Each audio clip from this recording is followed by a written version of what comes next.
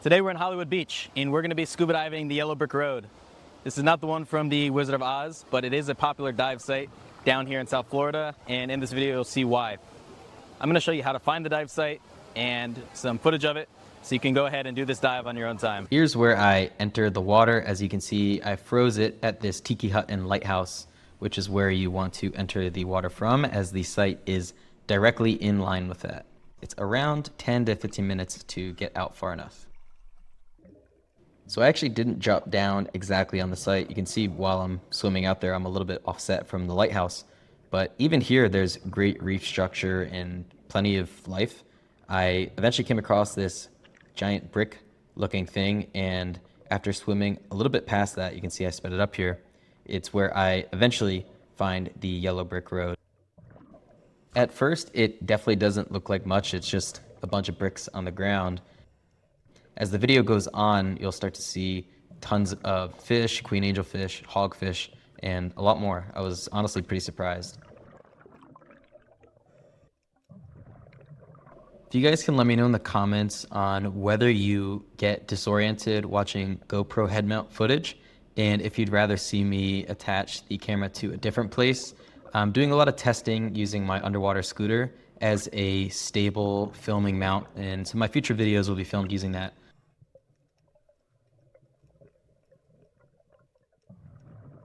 As I got to the end of the Yellow Brick Road, I noticed some antennas were poking out from under the bricks, and that means there's lobsters in the area.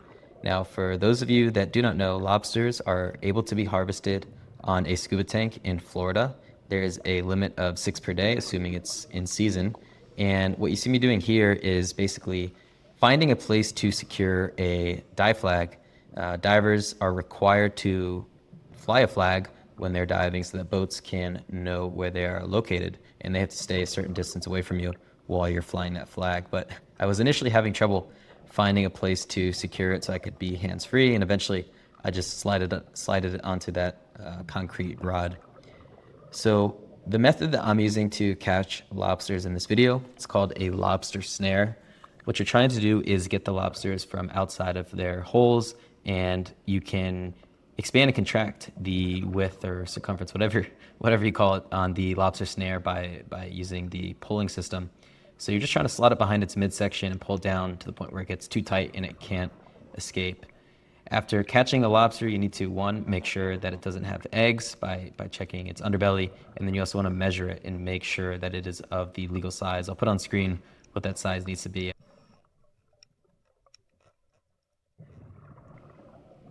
The way I'm securing the lobster in this video is using a mesh catch bag that's attached to my buoyancy control device, and by clipping and unclipping the double-ended snap, I am able to keep it inside of my bag and not let it run away. If I was spearfishing, this bag would also work for that.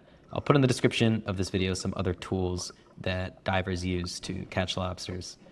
This one here got away from me the first time. I didn't snare it properly, but after a second attempt, I was able to get him pretty easily.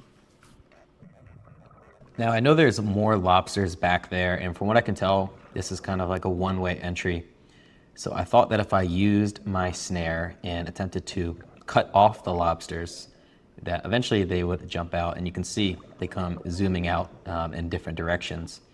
So eventually this first one decides to book it, and because of the angle and him kind of standing on an incline, it took me a second to get in the right position to be able to snare it. And I'm also inhaling so that my lungs fill with more air and I can adjust my buoyancy that way to get this lobster. As I was going for the fourth lobster, I took a moment to take in all the angelfish that seemed to be crowding around me, and then I used that same method in attempt to get the lobster out of its hole. And you can see this one kind of darts directly at me, almost hitting me. And when they're in the open ocean like this, it's the easiest time to catch them. You can see one attempt snared him. That was pretty clean, I'm not gonna lie. After resecuring my catch bag and grabbing my dive flag, it was time to head back to shore following the Yellow Brick Road. Now, in this clip, there's about 4 or 5 legal hogfish, meaning that they're 16 inches or larger. It was December, so they're out of season, and I didn't bring a spear gun anyway, but I'd never seen this many legal hogfish so close to shore. At the beginning of this video, you might have seen there was a boat with a dive flag on the water, and I happened to run into that diver. Shout out to Garmin for sending me a Descent Mark III. I'm going to put up a long form review of it soon, as well as comparing it to some of the top shearwater dive computers. So I was in fact able to find the Yellow Brick Road.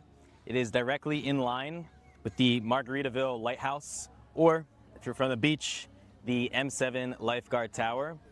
As long as you swim out far enough, you will find the Yellow Brick Road. I wouldn't say that bricks are the most entertaining thing to look at on a dive. However, they are covered in life, and I was able to catch a bunch of lobster. One last thing, I have a community for scuba divers, which you'll find linked in the description of this YouTube video, as well as the comment section. In here, you can meet and connect with other divers, including myself. We're actually doing the first diver meetup this Sunday in Miami Beach, and I hope to see you guys in the scuba diver community linked in the description of this video.